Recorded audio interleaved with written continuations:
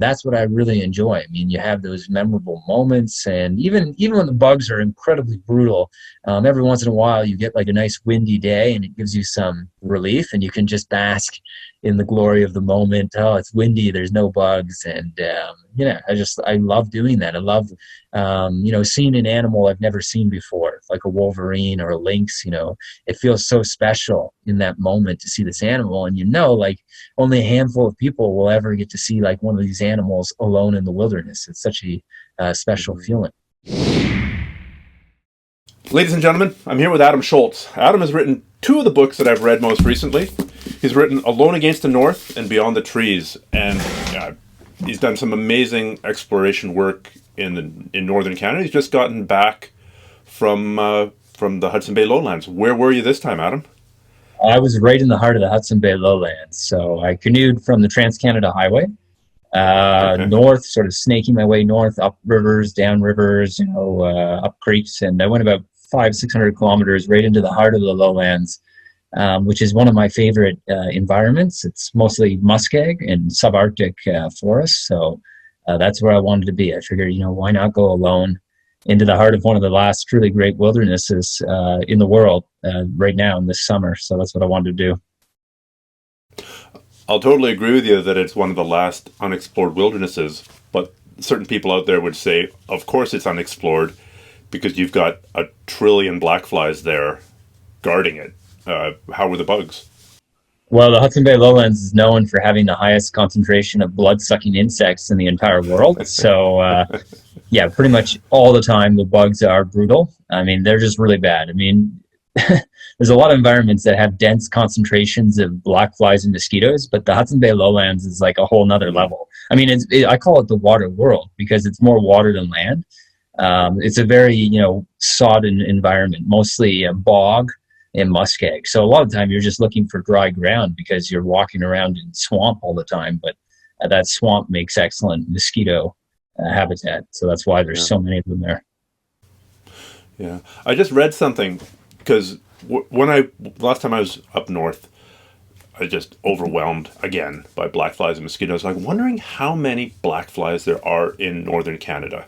And I couldn't find an answer. The best answer I could find was that a large river will produce up to 1 billion black flies per kilometer per day.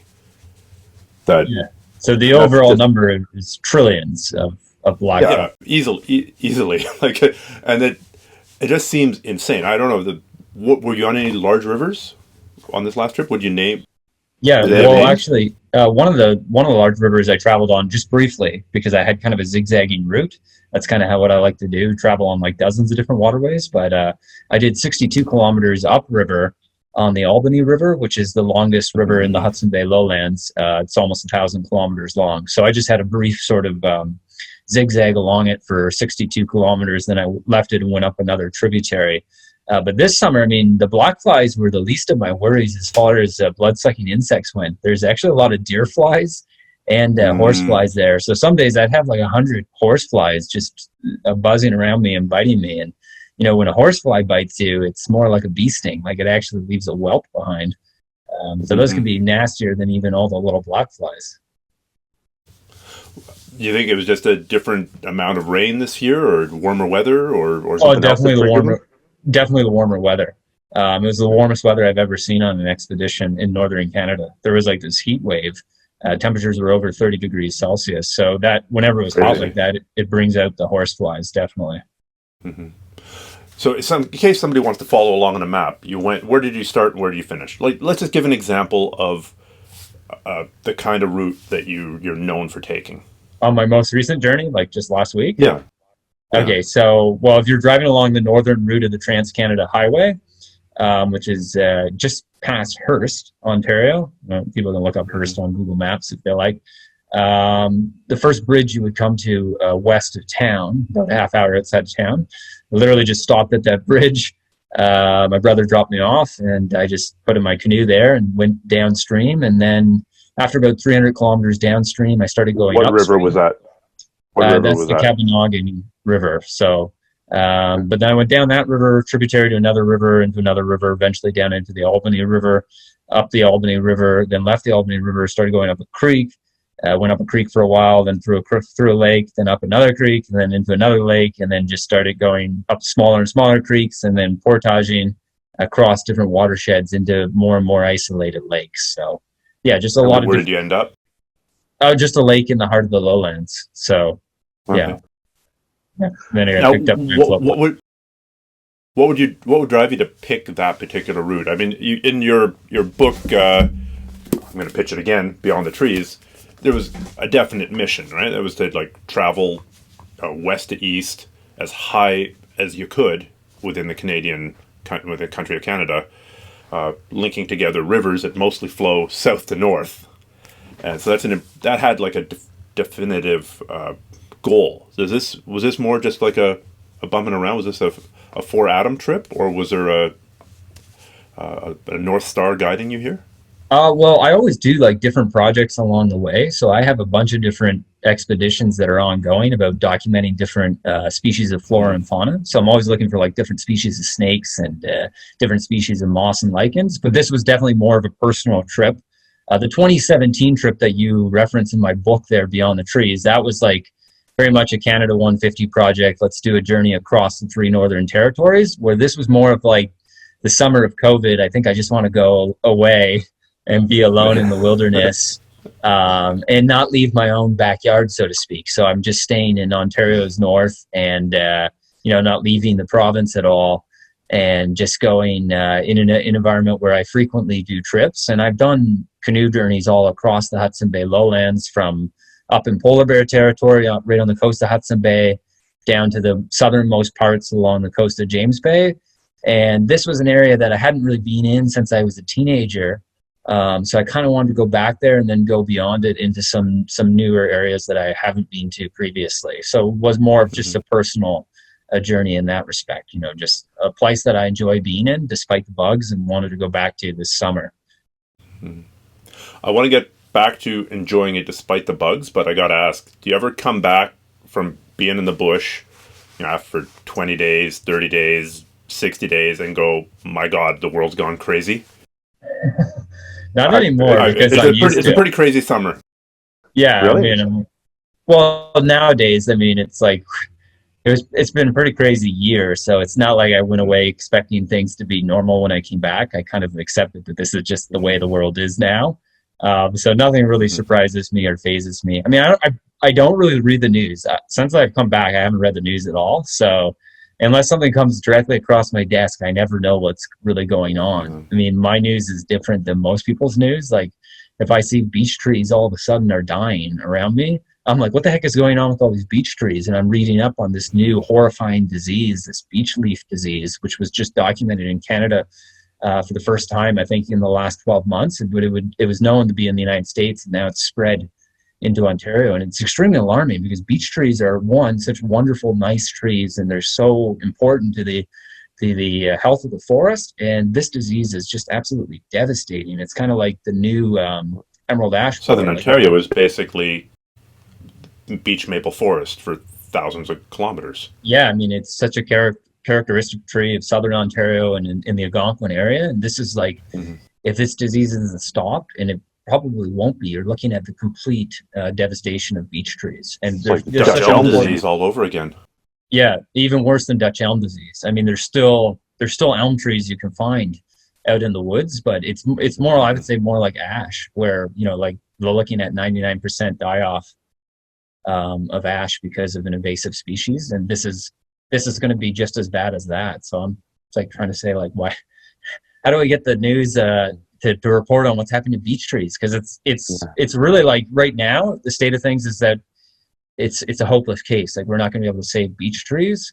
But on the other hand, if you look at, like, when the motivation and the political will is there, they used to say, it'd take 5 years or 10 years to develop a vaccine. Now they're saying they could do it in barely more than 12 months. So who knows if there was actually a real push, what they might be able to do to save beech and other species that are dying from these diseases. What's your academic background? Because you write very well, and you clearly understand a lot about the natural history of Canada, or the boreal forest. Yeah, I studied ecology and geography and archaeology, and then I ended up doing my PhD in history. And my history was about northern Canada. and sort of the history of different animals in northern Canada, and the mythology surrounding them and how it influenced some early fur traders and explorers. So yeah, I mean, I love all that stuff. Yeah. Well, it definitely comes through in your writing. I mean, I've read 2 of your books. I've not read the what is it, the 10 Maps book. What's the full name of that book? It's a history of Canada in 10 maps. Okay.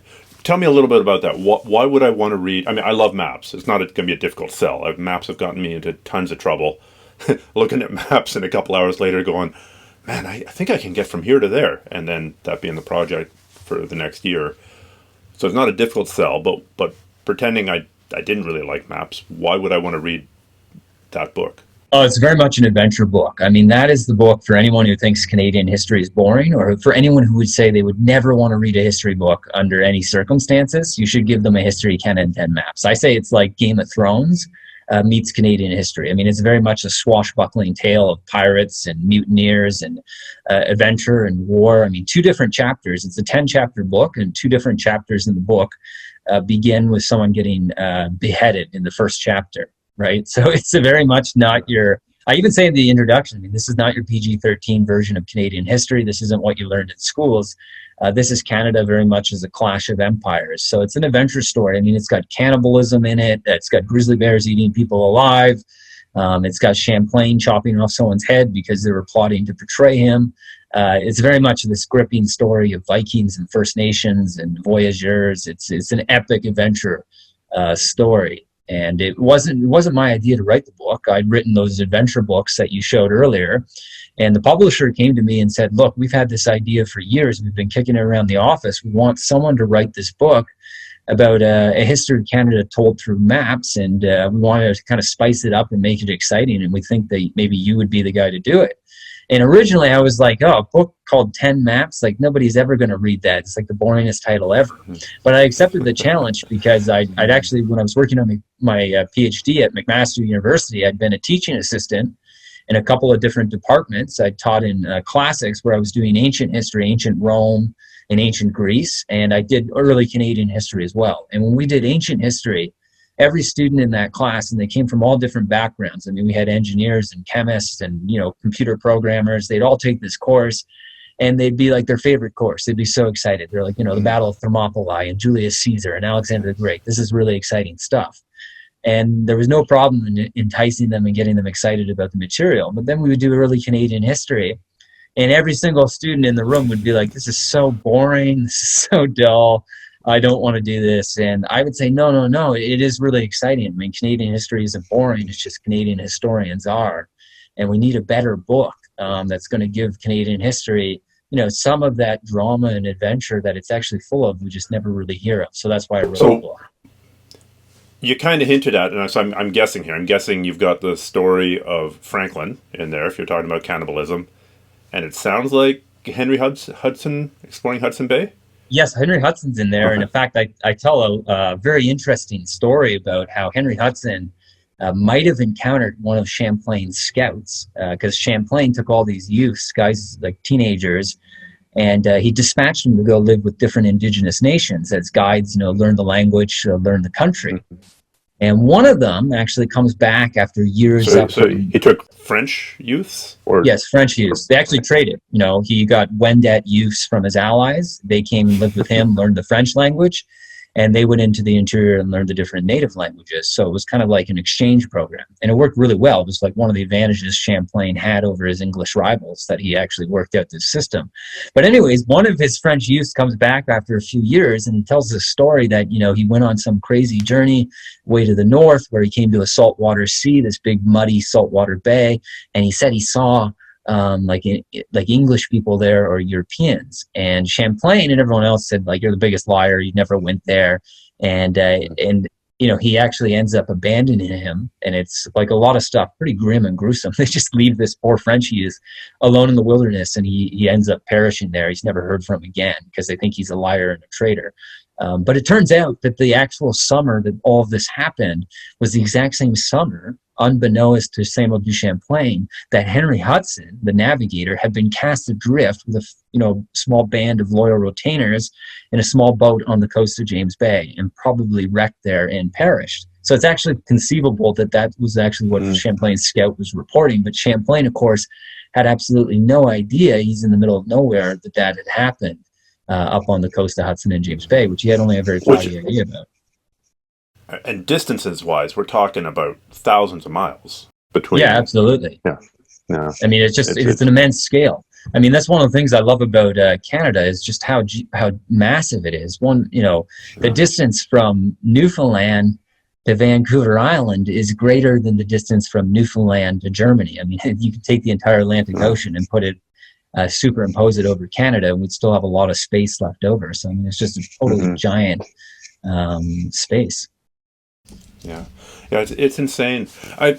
It's also insane how far the native people traveled. I mean, certain, like the Dene or the Cree or the Inuit. I mean, I've done a little bit of traveling up there. You've done a ton of traveling up there, and it's it's unusual, but only by comparison to other people in society, compared to the annual migration route of, I don't know, say the Dene following the caribou around it. It is maybe they went at a slower pace. Maybe they had more safety measures. They'd also grown up doing it. Maybe there were more people along the way that they could rely on for help. But these distances were semi-normal. I mean, maybe not doing all across Canada in 1 year like you did, or all across the 3 northern territories, but the sense of the distances is just amazing. Nomadic, especially, I mean, with the Dene, the thing about them is it's almost the reverse of the kind of travel I do. I mean, they made incredible journeys, but they mostly did it in the winter, and the summer was more of their time where they stayed put. I mean, they'd find a good fishing spot and usually stay on the lake for the summer, and then when the winter came, it's when they would do these insane journeys on foot. For sometimes over 1,000 miles, and that was for them the best time to travel, because it's when all the rivers and lakes froze up and they could just travel across all of them. And there's a chapter in my book in which I get into the Dene migrations and how they traveled over these immense distances, where I talk about the great Dene leader Mantanabi, and how he took Samuel Hearne on one of the greatest journeys, not just in Canadian exploration history, but truly in world exploration history, where they wander for literally thousands of miles from what's now modern-day Churchill, Manitoba, all the way to the mouth of the Coppermine River on the Arctic Ocean and back again, and live to tell the tale. I mean, it's just an incredible journey. And I mean, in Samuel Hearne, he does a very good job describing in his 1700s prose how, the Dene and Mantanabi are just, masters of this method of travel. And it's just so impressive how they can basically fashion anything they need along the way. So they mostly didn't even use canoes, because they're in the subarctic, so there aren't really birch trees there that you want to make a canoe out of, unlike in southern Canada where you have these nice big white birches. And they mostly travel on foot, as I said. And in the summer, when they're on this great journey and they come to a river, they just fashion a boat on the spot with a few simple tools like a knife and an awl. They can knock together a really impressive canoe just to get across this river or this lake, and they can continue traveling on foot. And it's really amazing how they're able to do this with just a few simple tools. Build the thing, get across, and then after this work of art, we would admire it and put it in a museum today. They just get across and throw it aside and say, "We'll make another one if we need to at some other point." I mean, right now it's just firewood, and we'll continue. So it's pretty incredible, yeah. Yeah, that book by Samuel Hearne, Voyage to the Northern Ocean, is one of my favorites, and I've thought about basically reading parts of it on my podcast, right, and trying to put it in context. And I thought it would be so difficult, and it'd be so difficult because there's acts of immense endurance and there's acts of immense adaptation, but then it's also acts of immense cruelty. I mean, Samuel Hearne and his traveling companions did end up going to the Coppermine and massacring a bunch of Inuit, or just coming across some family living in the bush and we're just going to take everything that you own and leave you to die. We're not going to kill you, but good luck surviving without any knife, any pot, any all your food. We're going to take that and we're going to continue on. I mean, it really is a view of a very different world. And Yeah, to put absolutely. that into a context I thought would be too daunting. Because Well, the world of the 18th century is just much more brutal than the 21st century. I mean, we're not accustomed to that kind of everyday brutality and violence. I mean, that's the way it was in the 18th century. I mean, in the 18th century, never mind the Dene and the Inuit, who were going at it hammer and tongs for centuries, waging war against each other. And it was a pretty ruthless war, especially in such a harsh environment. But I mean, even in 18th century England, a young boy could be executed for stealing. That was a crime. I mean, you could be 12 years old, you stole something, and you're hung for it. And today we would think that that's inconceivable, right? But that's what they did. Death or twas transportation. We'll flip a coin and we'll chop your head off, or we'll send you to Australia. Yeah, it was absolutely brutal. I mean, and if you're in the 18th century British Army and you're missing a button, they would strip you to the waist and tie you up and flog you until you passed out from the pain. So, I mean, it is a much harsher and brutal world than they lived in than, fortunately, what we know today in 21st century Canada.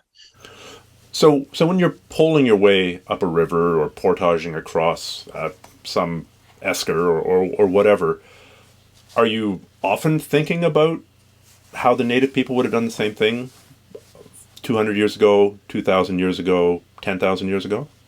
Oh, absolutely. I mean, I think about that stuff all the time, especially as an archaeologist. I'm really interested in the history of technology and different technological adaptations and all of that, doing it. I mean, you can study and you can read as many books as you want, but at the end of the day, you can only learn so much out of a book.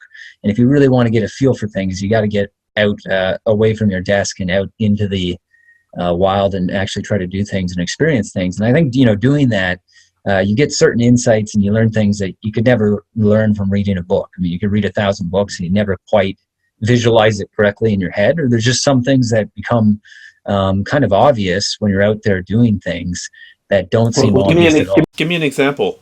What became obvious once you tried it or did it or lived it that you hadn't realized before? Like, just give an example. Oh, so one thing I didn't really appreciate at all, and which I think a lot of historians of the fur trade maybe don't understand fully, is about birchbark canoes. And I ended up building a birchbark canoe with my father, and I put a picture on Instagram. But one thing I didn't really understand about birchbark canoes is, I mean, you'll read a lot in textbooks about how they're like amazing craft, and they're just works of art, and they're beautiful, and they're highly functional, and all of that is true. But compared to any modern canoe, they're incredibly delicate. If it so much as grazes a rock, the rock goes through the bark. I mean, that's just the way it is with the birch bark. It's very, very delicate. And it's fundamentally different to paddle rivers in a birch bark canoe than it is in a modern heavy-duty, polypropylene or ABS Royalex canoe, which can take unbelievable abuse. I mean, nowadays we canoeists are lazy. Because we're so used to just being able to haul our canoe over rocks, we can drag it over any kind of terrain, and we can go through all kinds of shallow rapids that would never have been possible in the past. I mean, a lot of rivers I do are very shallow. I mean, we're talking like knee deep or even ankle deep, and I just drag my modern canoe for like hundreds of miles across jagged rocks, and I don't really have to worry about it going through because those canoes are so strong and they just stride over it. But there would have to be way more portaging historically. You'd spend so much more time carrying your canoe, because if you tried to go through like knee deep rapids in a birch bark canoe, it would get ripped to shreds.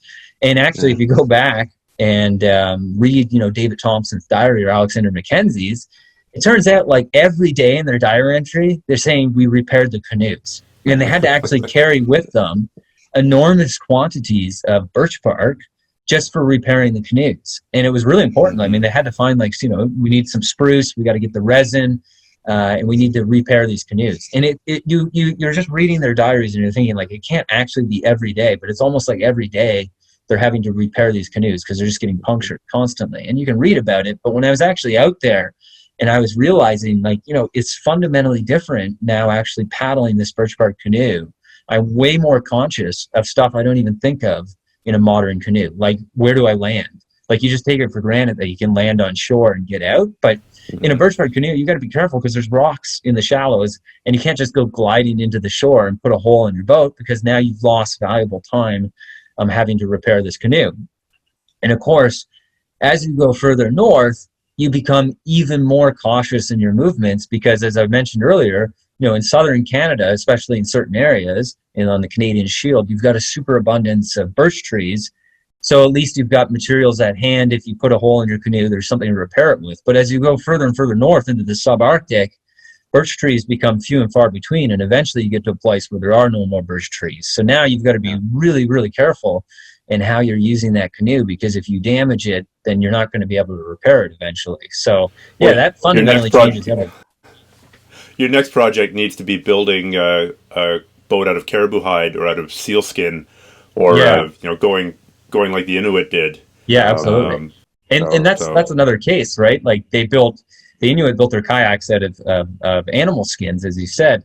But again, for them, they mostly were using those kayaks in deep water, like along the ocean coast, the sea coast. They probably didn't want to use them at all in the rivers and streams in the Arctic, which tend to be really shallow, especially after midsummer, and full of rocks, because you would just, you would destroy something that's actually really valuable and have to rebuild the whole thing. So that's a big difference. And of course, they didn't have life jackets. Yeah. Another huge difference, right? Yeah. Or polypropylene or neoprene or Gore-Tex, all these things, right? Yeah.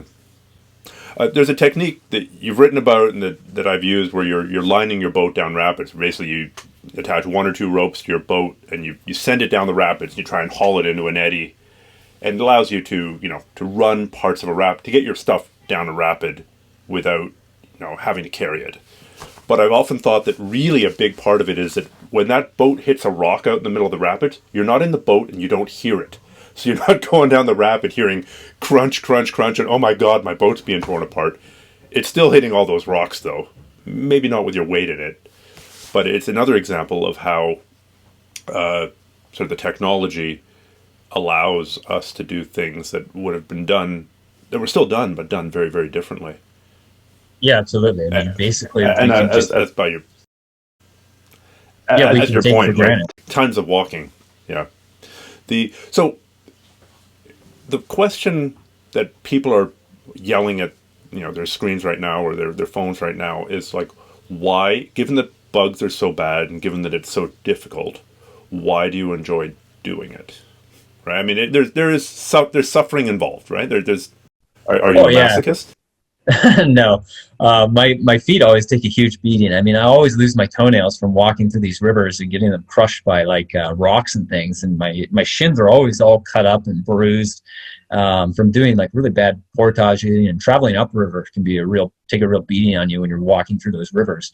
But no, I mean, it's very simple. I mean, I just love the outdoors. I always have. I mean, there's nothing more to it than that. I love nature. I love being in the forest. I mean, ever since I was a kid, that was my favorite place to be. I mean, where I grew up, we didn't have any neighbors. We didn't have any street lights or sidewalks, but all around me was forest, and the forest just had such a huge impact on my imagination. I mean, ever since I was a young boy, I thought of the forest as this place where fabulous adventures happen, where you might find a troll or an ogre or Sasquatch or who knows what, like an axe murderer. So it kind of had this allure to me as this fascinating place of mystery and adventure. And that was my playground. I was always out in the woods with my brother and my dog, and we would try to make fire without matches, rubbing sticks together and building shelters or sleeping under the stars. And I mean, I love that so much. And then I got really interested in animals, and my father, he taught me all the different trees, and he was a woodworker, so he was always building things from the forest, chopping down a cherry tree and carving something out of it. So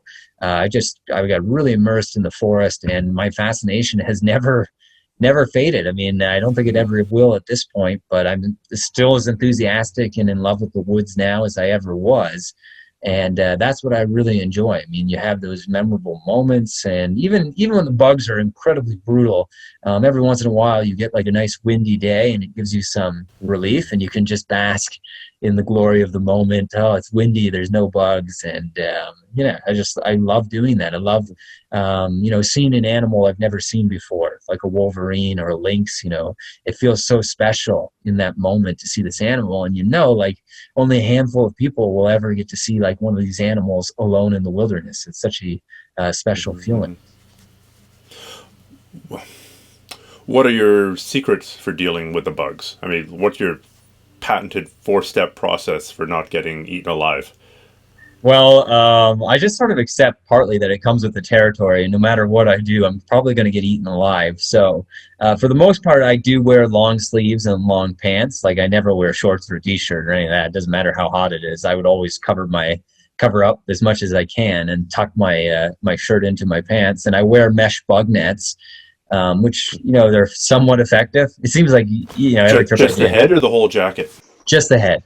I would find it too constrictive to have the whole thing on. I have gloves on, which kind of protects my hands a little bit, but I just accept I'm going to get eaten alive. I mean, my wrists are always cut up from black flies and things.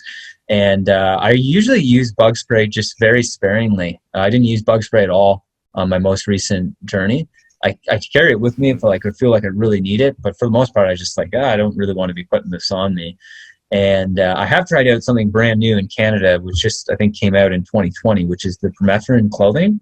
It just got approved by Health Canada, which is available in other countries. That's the clothing that gets soaked in the insecticide? Yeah, it's treated with permethrin, and it's been available in the United States and many other countries for years. But Health Canada was reluctant to approve it here until this year, I believe. It's brand new anyways in Canada. You can get it. I know Mark's How did it work? I thought it worked really well for like the first day, and then I was like, I don't really think it's working that well anymore. It's supposed to be good for like a long time. I think it says on it like it's good for 70 washes, but it didn't really seem to work. And eventually, I mean, it worked a little bit in the start, but I was like looking at myself and filming myself, and I'm like, I've got like 100 mosquitoes all over this shirt and black flies and everything. So maybe it's reducing them somewhat, but it's clearly not stopping them in their tracks because they're still coming and biting me. And I decided in the end I probably wouldn't use it because I just don't really want that clothing on me. I wanted to see how effective it would work. But other people might. I think they developed it in part for ticks. That's more what they had in mind, like keeping ticks off you. But that wasn't so much of a concern for me. Yeah. I mean, we're very fortunate in the sense that in the Amazon, you can get a mosquito bite, but you're going to then die of malaria or dengue fever or God knows what. And yes, in northern Canada, there are untold trillions of biting insects, but most of them don't transmit any diseases. So that's what I always say. Like, you got to look on the bright side, right? Like, yeah, it's annoying, but at least they're not going to kill you. Do you think you could die from mosquito bites? Like if you were naked out on the tundra and it wasn't windy for 5 days, could they actually draw enough blood to kill you? I feel like it would be difficult. I mean, maybe like theoretically, if you tied a person down so they couldn't do anything and they were literally naked, tied up, so they couldn't swat them away or cover themselves in any way. But you would still think they would die sooner of some other cost, like dehydration or hypothermia or something. But I mean, they can definitely make you sick. That's something I talk about in my book, Beyond the Trees. That's a real thing. If you get bit enough times by black flies, you can eventually develop a sort of fever or an illness, kind of like flu, and your lymph nodes get all swollen and you feel kind of woozy and under the weather. I've had that happen to me when I've been in the middle of muskeg. Yeah, that happened to me maybe twice in my entire life. What do you do? Nothing. I mean, it's just, well, yeah, because I just take a rest, take a little water. But I know that when I make my tent at night, I'll at least get relief in there. So if I have, 9-10 hours in a tent, I'll wake up in the morning completely refreshed and ready to start again. So it does go away. But I mean, if you were completely exposed, you'd be in a bad situation. Are you I remember when I discovered that like blue clothing and black clothing attracts like 10 times as many black flies as light colored tan clothing. Do you agree with that, or is that my imagination? I think it works only in certain places. Like, I definitely agree if you're just in a normal place in Canada with mosquitoes, that wearing dark colored clothing probably is going to attract more. But I think if you're in like the heart of the Hudson Bay Lowlands, it really doesn't matter anymore. because there's just so There's many. enough there anyway, and they're just going to zero in on your carbon dioxide. Yeah, as soon as they find you, they're just, it's like the swarm develops, right? Although, interestingly enough, I did find over the course of my different canoe journeys that you have like a 5 minute window when you first land on shore before the bugs really discover your presence and realize that you're there. So when I was doing like my journey alone across the Arctic, because I was in the southern Arctic, so the bugs are still really bad, every time I would land on shore, I would make the most of those first 5 minutes. Like if I wanted to eat a ton of cloudberries or blueberries, Yeah. I would eat as many as possible. And I'd be like, oh, the bugs aren't too bad. But within like 5 minutes, that's when the onslaught would reach its like, fever peak. And now there's billions of them. What do you think it is? Is it that they listen for the sound of, oh, there's a concentration of buzzing over there, those other mosquitoes must be onto something? Or I think initially, yeah, they're attracted to our breath that we're breathing out. But if you look at what they're doing, all those black flies and mosquitoes, a lot of times they're just like, they're just hanging out, like attached to little plants or tree bark or even a rock, and they're just sitting there waiting for something to happen along. And when that happens, whenever the wind picks up, you can see them all just kind of like go and attach to something because they can't fly in a wind that's like greater, they say, than maybe 3 miles per hour. So they just kind of attach to something. And you can definitely see that happening like right before your eyes as you walk into some area. You can see all the bugs like come off the ground or off the plants or the bushes. Like they've just kind of been resting on them, and now they're coming. And as it gets noisier and bigger, the swarm just keeps growing bigger and bigger and bigger until you've got like 1 million around you. And you can see that with like moose and other animals, wolves, bears, everything. When you come across one out there, it'll have like 1 million mosquitoes and black flies around the poor thing, just eating it. I've read that the natives used to use rancid bear fat as kind of a mosquito repellent. Have you ever tried this or heard, independently verified this? Oh, it's definitely a thing. Yeah, that comes up a lot in fur trade journals and fur trade records. They use like the bear grease and smeared themselves in it. I have not tried that personally. I mean, you could smear yourself in anything that would give you kind of a layer of coating on the outside of your skin would protect you to a certain extent. I mean, if you cover yourself in mud or something like that, you'd have a little bit of protection. Anything you smear on the outside of you. Well, I've really gone down the bug rabbit hole, but of course people are also wondering about, the other animals, especially bears, right? That seems to have the popular, fear. In one of your books, you were talking about all your close calls with muskox, which I found interesting. It seemed like you had closer calls with muskox than you did with bears. What's your worst or best animal encounter while you've been out there? Well, my best ones are the ones that I like to remember, and those are definitely wolves. I mean, I don't think any wolf I've met with in the wild, they've never really been threatening. They're more just curious, like very curious. And they're definitely. If they were starving and you were bleeding, it might not go so well. Oh, absolutely. I mean, there aren't very many records of wolves killing people in Canada, but there are in Russia. Lots and lots of reliable cases of wolves killing and eating people in Russia, as well as back when they were more common in Europe. I think there was a 2005 incident in northern Saskatchewan where someone was killed by a wolf, but not very many. I heard. Yeah. Oh, and it was it's very rare for a wolf to attack a human in Canada. Like bear attacks, almost every year there's at least one or two in Canada, not necessarily fatal, but that's typical average. And even cougar, mountain lion attacks are more common. A friend of mine just got attacked by a cougar last summer. He was walking down a trail here, like a couple hours north of Vancouver, and heard the bushes. And this thing was stalking him and had been stalking him for quite a while, and rushed him, and he ended up, he's a big guy, ended up like kicking it in the teeth.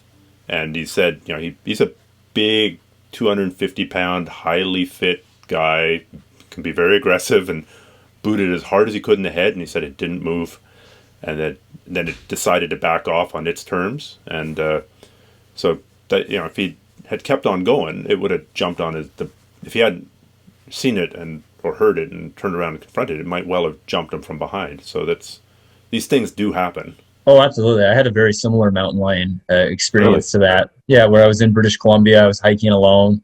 It was dusk, and I had a cougar kind of circle around me and just emerge like 6 or 7 feet in front of me. And it was just giving me like the evil stare, like a cat, like a domesticated cat, just giving me this evil eye. And I knew like, oh man, these things are so silent. And I mean, cougars have an amazing sense of hearing, an amazing sense of smell, and they're like phantoms of the forest. I mean, they can just sneak right up on you. So it was not like a case of where you just What know under ended a up bear. happening? I threw a rock at it and it left me alone. So, but that's the thing about a lot of cougar stories is that maybe they're the easiest animal to successfully defend yourself from. Like there's many examples where people have fought off a cougar, they throwing a rock at it or kicking it in the head like your friend, or I think they're they're like most wild animals. They don't want to get injured because they won't be able to hunt successfully. So they're actually very cautious. And as soon as they think you're going to fight back, they'll often back down and run away. Everyone agrees with cougars that you got to try to be as aggressive as possible, make yourself look as big as possible, and drive them off. Like definitely don't try to play dead with one. Just try to scare it or what off. Would you call that your closest call, or have you had close calls with bears, in particular polar bears? Yeah, probably polar bears. No, I don't think the cougar was that close. It wasn't like the rock I tossed at it wasn't very big either. It just kind of went away. Yeah, probably my closest encounter. Well, muxox would maybe be the scariest ever, just because there's a lot of muxox you're going to meet with on any journey across the Arctic tundra. Like you might maybe if you're out there for 4 months come across a dozen or so bears around your camp at night, but you'll come across hundreds of muxox. So even if 98% of them are benign, gentle giants, the other two are going to really scare you because they're just giant prehistoric-looking things that weigh half a ton. And they've definitely frightened me outside my tent before when they're being aggressive and snorting and trampling around. But, in my head, I always tell myself, well, I've never read anything about someone dying from a muxox, so I'm sure the statistics are on my side here. He just wants to scare me, and then he's going to leave. But polar bears are probably the scariest of all the animals to be sleeping around. There was one moment 9 years ago where I was doing an expedition and I was alone and I had this huge, biggest polar bear I've ever seen, still to this day, massive adult male, like well over 1,000 pounds. And he came straight at me in a river, and the river is like very shallow. I mean, he could touch the bottom. I mean, he was more in the air than he was in the water because the water was so shallow, but he was like growling at me and coming closer and closer. So that was probably the scariest bear moment I've had anyways. Where was this? That was up on the coast of Hudson Bay. Okay. Just inland from What the coast. river? It's called the Sutton River. Yeah. Okay. So that's I was maybe 10 kilometers from the coast. He was pretty far inland, actually. But it was after the ice had melted, so he'd come inland. Right. And what happened? Well, it got to the point. Well, this is when I should say you have to read my book, Alone Against the North, if you want to know how that ended, right? But I describe that encounter in detail in my book, Alone Against the North. Yeah, if people really want to know all about it. So you don't tend to travel with firearms? Not normally. I did have a firearm in that instance because I was like basically required to carry one. Yeah. It's basically policy, right? Canadian government, you have to have a firearm in polar bear territory. Yeah. But I haven't carried a gun in a long time, and I was up on the Beaufort Sea last summer, and I didn't have a gun myself. And I mean, a lot of times I just don't carry one because I'm like literally throwing away extra pencils and socks because I have to travel as light as possible. And taking a gun and everything that goes along with it does add a lot of weight, especially when you're doing so much traveling on foot and traveling upstream. So for a lot of the reasons, I don't carry it. And I do think overall, unless you're like really going right into the polar bear territory, it's not necessary everywhere else. And even when I'm in polar bear territory, I try to avoid going anywhere near a polar bear as much as possible. So for example, if I'm on Hudson Bay, I usually try to be there in June when there's still ice, so the bears are offshore and they're not going to come anywhere near me, or they're well fed and they don't want anything to do with me. And stuff like that. If I'm in the Arctic, I still try to stay inland and away from the coast or anywhere where bears are. Yeah, I've gone back and forth on that, but if I on a trip that's going to end up on Hudson Bay, like I'm taking a shotgun and the weight be damned. But you're right, it is heavy. It's not only the bloody gun. It's you're carrying lead slugs and you buckshot and a cleaning kit. Coming down. You have to think, like, if it's a shotgun, which is what I have too, and you're in your tent at night and the bear jumps on you, Yeah. the odds of you actually getting your shotgun up and firing it would be very difficult in that Oh, area.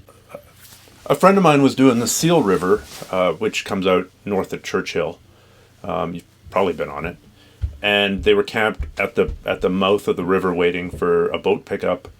And they're sleeping, and the side of the tent bumps him in the head. And so he wakes up, and they hear a hiss.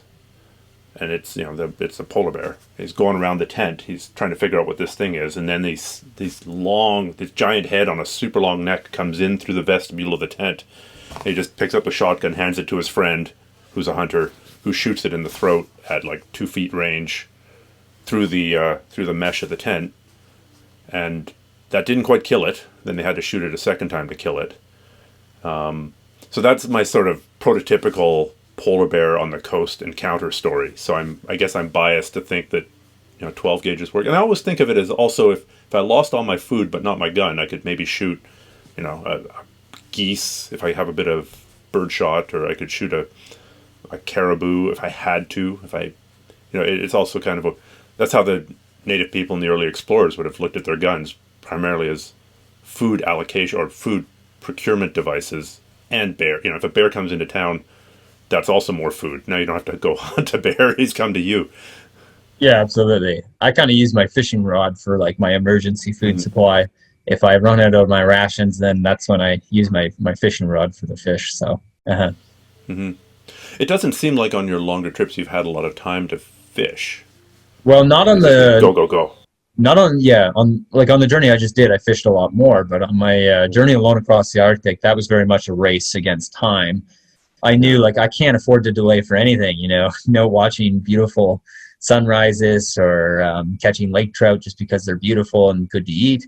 This is like I have to if I'm able to travel, I got to keep traveling, because the longer I delay, the more difficult things will get as we get late in the season. Because after about mid-August or so, winds are getting really bad. It's storm season. And of course, I don't know when it's going to start to snow. In September, it's going to get really cold. So I have to move as fast as I can. So for that one, it was like no distractions. I've got to move as fast as I can all day, every day. I mean, my motto was just like slow and steady wins the race. You got to be like the tortoise and the hare here. All day, every day, just travel and keep going. And then when you can't travel anymore, sleep, wake up, and do it over again.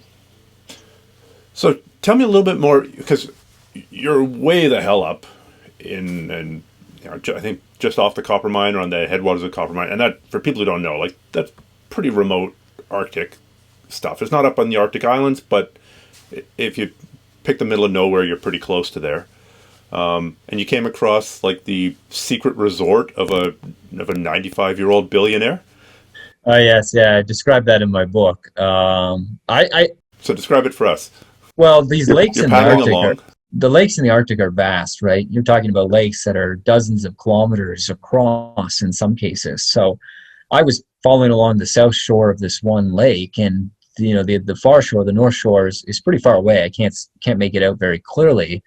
But after months alone in the wilderness, I mean, you get used to seeing nothing but water and rocks and tundra. So I can pick out a man-made object pretty readily. And I can see that there are man-made objects on the far side of this lake. I can tell that they're buildings because I can see, perfect angles and straight lines. And I could tell that, it's got to be some kind of fishing camp. But I thought it was a little bit strange, because I thought I knew where all the fishing camps were that might be on my route alone across the Arctic. And I'd never heard of a fishing camp on the lake that I was on. So I was wondering, what kind of fishing camp is that? And, soon enough, I saw a little motorboat come out of there, an open boat with an outboard motor. And there was a guy, looked like he was trolling, probably trolling for lake trout. And sooner or later, he spotted me, probably like a little red speck in my little red canoe going along the south shore. And he eventually came over, motored over to me. And he was a young guy, probably wasn't much more than 18 or 19, maybe 20. And he's obviously very intrigued to see this lone person just paddling in the middle of nowhere. And it's like, well, where'd you come from? Like, did you get dropped by a helicopter or a plane? I'm like, no, I came from the Yukon. Just paddling alone across the Arctic, as It's like people do. 2,000 kilometers away at this point. Yeah, exactly. And he was like, "Oh, okay." And I was asking him, like, "Well, what was that? Is that a fishing camp over there?" I didn't know there was any on this lake. And he's like, "Oh, no, it's not a fishing camp. That belongs to so and so. He's 95 years old, and he built that place, and it's his own little private retreat just for his family."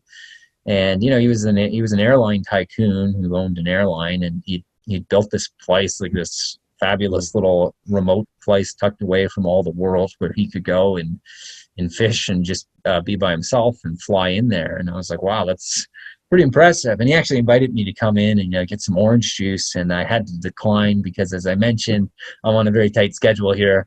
I've got to get across the Arctic before winter comes, so I had to say no thanks and just keep paddling the other way. Yeah. It sounds also like once you're in a rhythm of not dealing with people, you don't want to break that rhythm and all of a sudden deal with people. Yeah, absolutely. I mean, yeah, you get almost like a little bit like a wild animal where you're just a little shy and skittish, and it's like, oh, this is stressful. I hope there's not a human up there. I'd have to deal with them. That would be complicated. Yeah, so there is that element to it. So when people run into you after having read your books or just having heard about what you've done, do you think they expect you to be like, I don't know, autistic's the wrong word, but kind of like, you know, monosyllabic and like, you know, like a caged animal and, one word grunts, like the mad trapper just shooting at anyone who comes near them? Or like, are they surprised by the fact that you can actually have a decent conversation? Well, I'm not sure what they think. I mean, I'm sure there are probably some people who do think that. I mean, they imagine that you're just some sort of, oh, he's some sort of antisocial, weird guy who probably won't talk to us, and he spends all his time alone in the wilderness. He can't be all there mentally. He's got to have some screws loose or something. Why would he want to spend months alone? But I always say, well, I don't just do trips by myself. I go with my friends sometimes as well, and I enjoy that. But there are certain practical advantages to traveling alone, I find. One of them is, if like me, you love wildlife, you're going to see a lot more wildlife traveling alone than you would in a group. Because, I mean, as you probably know, in canoe tripping in northern Canada, it's standard to travel in quite large groups. I mean, 8 people and 4 canoes, or even 10 people or 12 canoes is pretty standard. I mean, that's what most outfitters do, partly just to reduce costs, like for air charter. But that's pretty standard. I mean, and a lot of people love that. They love the And to camaraderie. provide some redundancy, if they wrap a canoe around a boulder, they can still squeeze 8 people into 3 canoes a lot easier than you can squeeze 2 people into no canoes. Yeah, absolutely. I mean, if you read any of these canoeing books behind me here, all the canoe manuals say, like, you should never do an expedition in those remote environments with anything less than 6 people in 3 canoes. I think that's minimum safety. And there's some outfitters that won't rent equipment to anyone who's traveling solo. They're like, that's way too dangerous. Oh, absolutely, yeah. Like for some of them, that's a policy in the north. Dude, Right? here's my credit card number, and if I die, bill it. You'll probably get your boat back anyway. Well, they look at me and they're like, "Yeah, you probably just can't even afford to pay us." Like they just forget about me out there. uh, but no, I mean there are advantages. If you want to see wolves and wolverines and lynx and these very elusive animals that are quite shy, you're much more likely to encounter one alone than you are in a group, because they usually know if there are people around far earlier than we would know if they're there. So they might be less wary of coming out if you're by yourself. And of course, there's a certain freedom and simplicity which comes with traveling alone. I mean, it's a very it's a very exhilarating feeling. I mean, you're just by yourself. You can call your home wherever you want for the night. I'm going to sleep on that island or that rock. There's no negotiation, like, do we push on for another hour? All of that is pretty special. And it's kind of it's relaxing just to be on your own, paddling and just simplifying life down to a few basic things, I find. To be fair, though, you've also burned out a few traveling companions by pushing harder than they wanted to. How's that for a polite way of saying it? Oh yes, that's true, but they were like because I had a very tight-knit circle where I didn't really go out and meet a lot of new people. My early expedition partners were all the kids I grew up with, who had known since like the second grade. So they weren't necessarily people who really wanted to be doing canoe expeditions, but they're like, we were hockey teammates, Oh, and okay.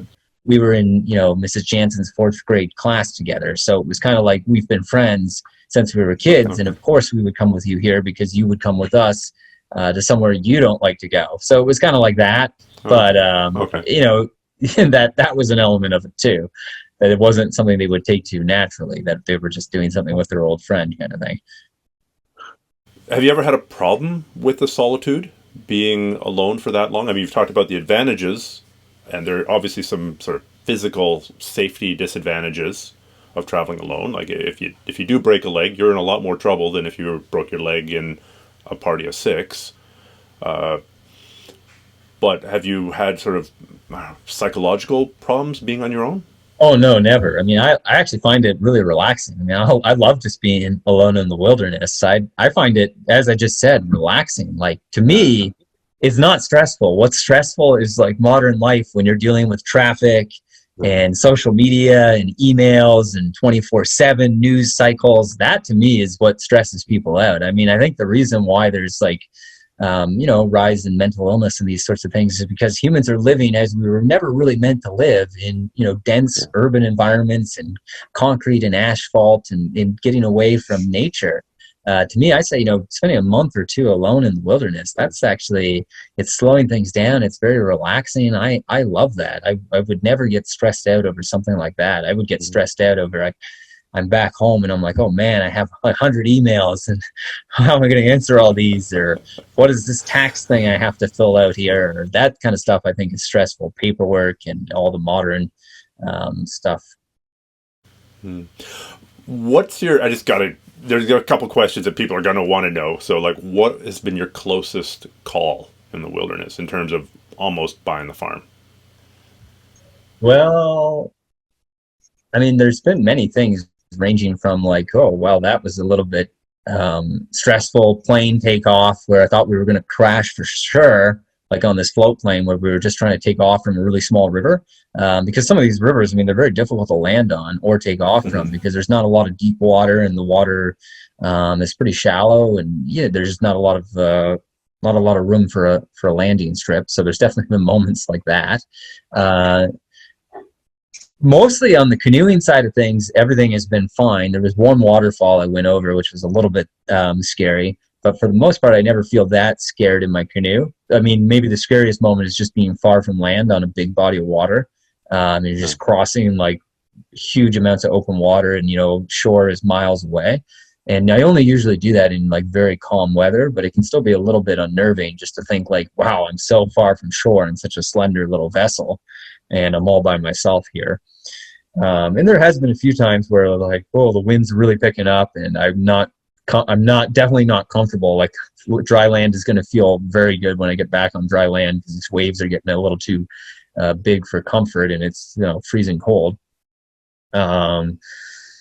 And other than that, one of the more stressful things that people, I mean, everyone always thinks about bears. Like you're going to get eaten by a bear, right? Naturally enough. I mean, they're so sensational, so people think of bears. But I think in many ways, what often frightens me in the wilderness is lightning storms.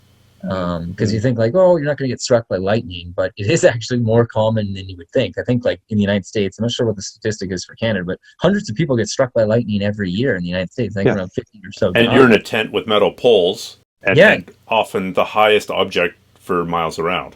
I mean, it's not a very high object. I know. Like, I put a lot of thought every night into where I camp. Like, even if it's like clear skies, I'm like, I would never camp normally anywhere where it's like if a freak storm picked up in the night and there's a chance of lightning, I don't want to be caught in a lightning storm. I mean, I got metal all around me. And there's definitely, I mean, I think I counted once where I've been in like almost 50 different lightning storms in my tent. And I'm like, oh, I think this thermarest will sort of partly insulate me, or at least that's the kind of stuff I tell myself at the time. And I kind of crouch down and try to minimize my contact with the ground, so there's less of my body touching it. But so how many seconds between the flash and the bang does there have to be for you to like get up from your thermarest and start squatting on the floor? I'm sure you've got a number or a distance. Yeah, I'm always counting them in my.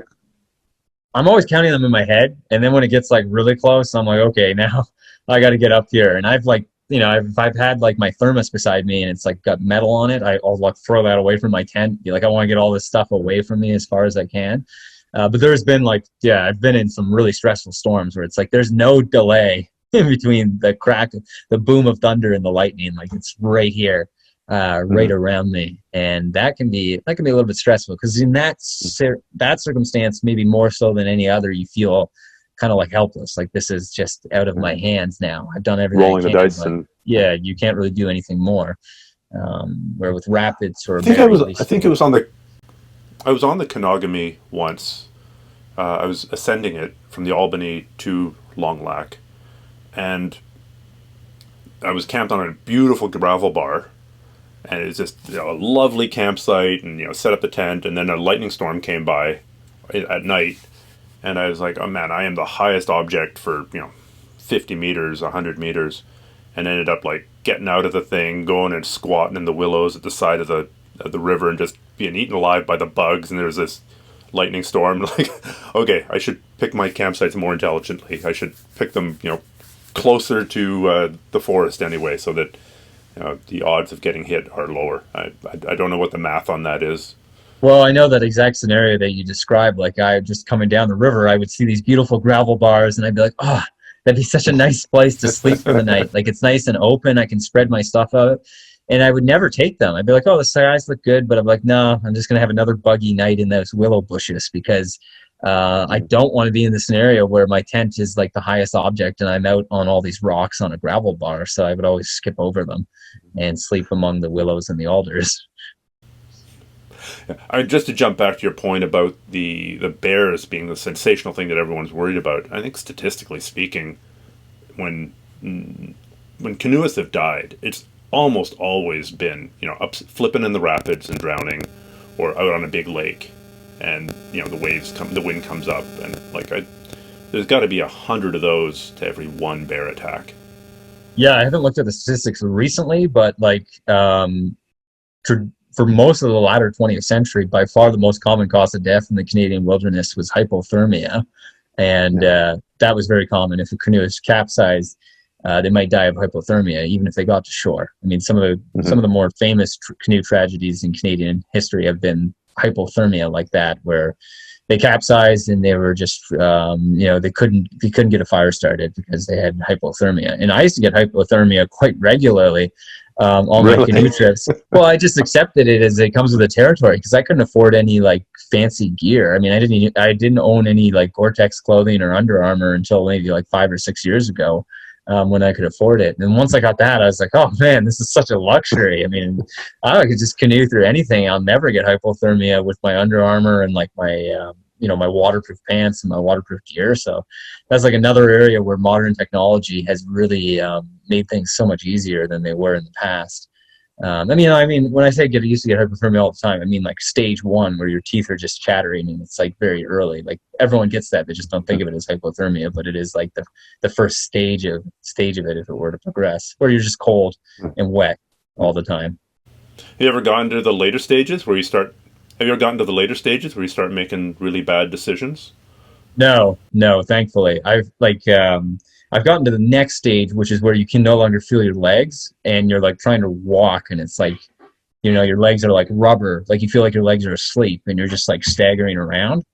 But that's as far as I've gone. Never to the point where it's like mentally you're confused. Like, yeah, very common where people let's take off all my clothes. Yeah, no, I've never gotten to that. I've always been like crystal clear in my mind. Okay, I need to make fire. I need to make a hot soup and hot tea and take care of this problem right now. So, Yeah, I suppose interviewing people on the show, it's a survivor bias thing, right? Like not very many people who got to the later stages where they took off all their clothes and went and laid down in the snow have made appearances on this podcast because they've removed themselves from the podcast eligibility pool.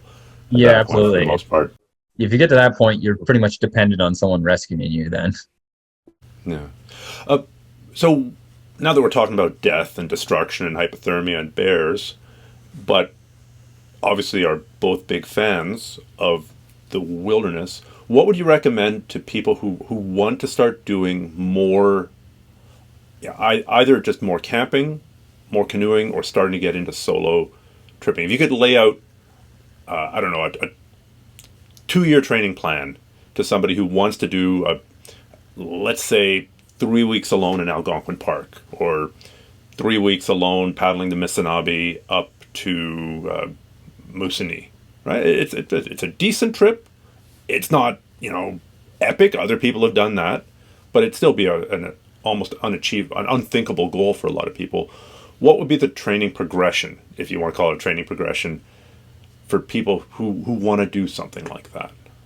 Well, I mean, I think like anything, you start small and you build yourself up. So I would say if that is your goal, like specifically the solo aspect, you should have kind of a two-step approach. One, doing smaller solo trips right away, which could be a day or a weekend, right? Like 2 to 3 nights alone. So you get the psychological experience of, what is it actually to be like?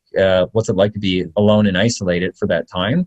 And then simultaneously, because presuming they're starting from scratch, so they don't have experience like canoe tripping in wilderness rivers, is I would do trips with other people just so you start to acquire that actual canoe tripping experience. So you could do like a 2-week trip to start with a group of people, and the same summer you're doing like these weekend trips alone. So you're starting to build up both sides of the equation. You're learning from the other people about all the things you need, all the wilderness skills, all the canoeing skills.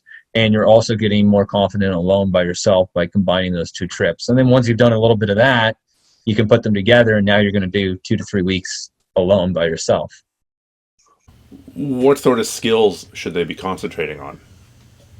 Well, it depends on what they're doing. If they're going to do a river like with white water, then they're going to want to learn canoeing skills and paddling. But that's not strictly necessary. If you just want to experience the wilderness, you could easily choose flat water like lakes and things, in which case your canoeing skills wouldn't really have to be much of anything, because you could spend most of your time on land if you want to just get the true isolation experience of being in the wild.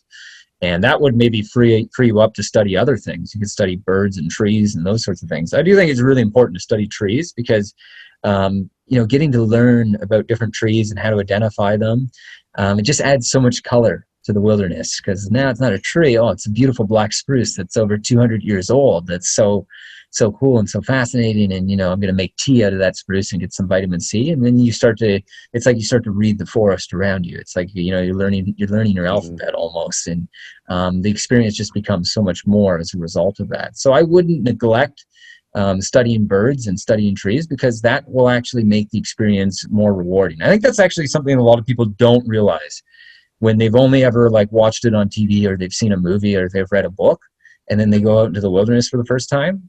They think, in my mind, I was picturing some crazy adrenaline adventure, but this is actually boring and repetitive. Like it's just a slog. It's boring, right? And they think, I don't enjoy this. Like it's not really the nail biting affair that I actually imagined, because so much of it is repetitive.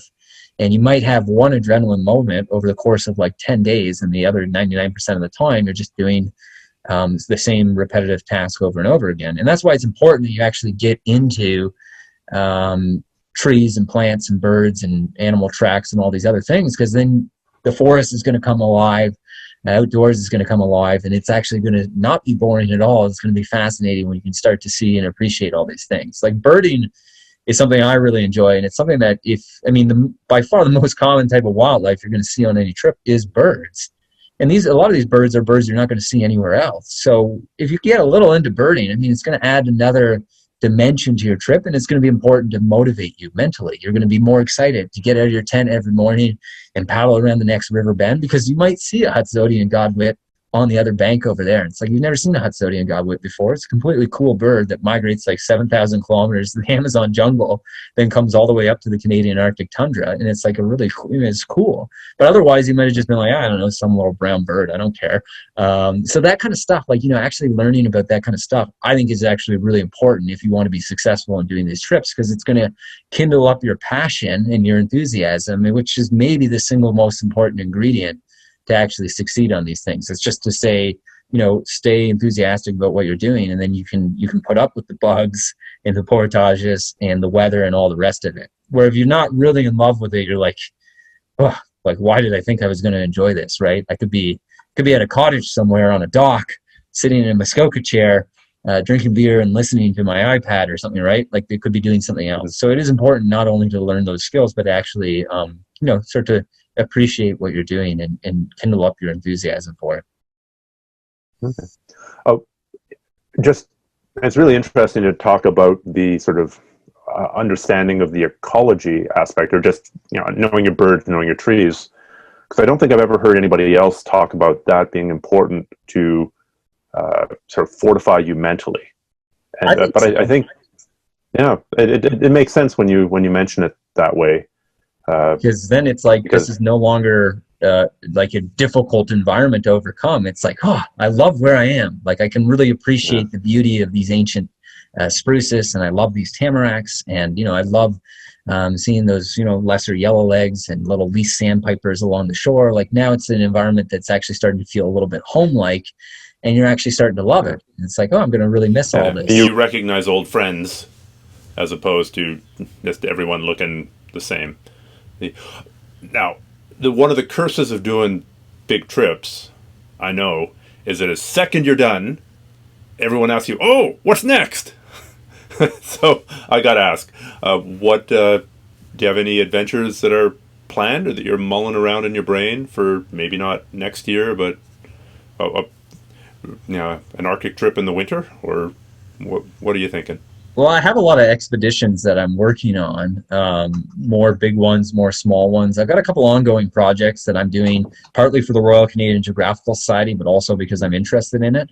A couple of years ago, I developed a project where I was like, I actually want to do something we've never done in the Geographical Society's history. The society has a long history, and it's mostly been focused on sending expeditions into northern Canada, the Arctic, the subarctic, or up mountains. And we've, photographed polar bears. We've done all these things. But I said, I want to do an expedition to try to find what may be one of the rarest animals in Canada, a highly endangered species. And almost no one ever sees one in the wild in Canada. It's actually a snake. And nobody ever really thinks of snakes. I mean, in Canada, we think of moose and caribou and polar bears and wolves. But it's called a blue racer, and it's a highly endangered snake. The last, I think, documented sighting in Canada was 2006, so whole years go by and nobody finds one. There's only thought to be about 100 in the wild left in Canada. And I did this expedition to find a blue racer, and I did, and I filmed it. And then I was like, I kind of like exploring the whole diversity of Canada's outdoor scene. So now I've sort of developed that into, I want to try to find every snake species native to Canada and photograph it in the wild in its natural habitat. So this is quite the challenge, and it keeps me busy, and it gives me an excuse to go to all different types of environments and wild places because I'm looking for different snakes. And a lot of snakes, people don't really think about them. They're not really the things we put on the cover of Canadian Geographic. We always have polar bears and other things on there. So it's kind of interesting. And many of these snakes are threatened or endangered. So why is that? Well, it's usually because their habitat has been destroyed. So it's kind of interesting and educational as well. And I'm hoping to make little educational videos on each of these snake species to be used in classrooms to encourage people to think about wildlife and biodiversity and what they can do about it. And then there are some other animals that I'm doing similar things with. Some of the most elusive or rarest animals in Canada that are seldom seen. I'm trying to find them, like very rare endangered species of birds. Like there's certain birds in Canada where there's only like maybe 20 in the wild, and rare animals as well, like wolverines and lynx and those sorts of things. So those are a little bit different project, but I'm working on other projects as well about lost explorers who vanished without a trace, and trying to find any artifacts associated with them and all that good stuff as well. Which explorers? I got to ask. That was going to be my last question, but you intrigued me there. Well, there's an explorer named Hubert Darrell, and not one in a million. Nobody's ever heard of him. He doesn't even have a Wikipedia page. But he was a really fascinating guy, and none of his letters have ever been published. But I've looked through all of his unpublished stuff, and I really want to publish it and bring it to light. I'm actually working on a book on him, and I've been slowly retracing his roots and looking for any evidence of his past, like old campsites, log cabins, this kind of stuff. But he was a really fascinating guy. He was a jack of all trades. He worked as a mail carrier for the Hudson Bay Company. He was a special constable for the Northwest Mounted Police, leading dog sled patrols up in the Arctic. He was a map maker, all these things. He worked as a guide. He went north during the Klondike Gold Rush, and he never came back, 20 years wandering the wilderness, that sort of thing. And then he just vanished off the edge of the map. So I've been trying to tell his story and bring it to life, because I think it's an interesting one, and not very many people have ever heard of him. So I'm hoping to publish his letters and his diaries that have survived, and really just shed light on him and retracing his roots. That's fascinating. And if nothing else, what an amazing excuse to dig into the literature and go paddle some rivers and stop at interesting, like, where would I have put my cabin if I was on this lake? Yeah, Go exactly. poke around. Uh-huh. All right. Well, I think I've done a pretty good job of pimping the 2 books that I've read of yours. Once again, Beyond the Trees and Alone Against the North. Where can people find you? What are your social media handles? I know you're live tweeting and live streaming all the time from the wilderness. I only have Maybe two not. social. I only have Instagram and Facebook, and Okay. it's just my name, Adam Shoalts. People can find me on Instagram and Facebook, and I share photos and pictures from my adventures, so people can follow me on there. Right. And your website, if people want to get a hold of you for talking engagements or to throw money at you to try out their new rain gear. Yeah, whatever they want to do. Just my name, That's adamschultz.com, right? adamschultz.com. Yeah. Awesome. Well, thank you so much for coming on. Super glad we managed to hook this up, and good luck on your adventures. Oh, my pleasure. Thanks for having me.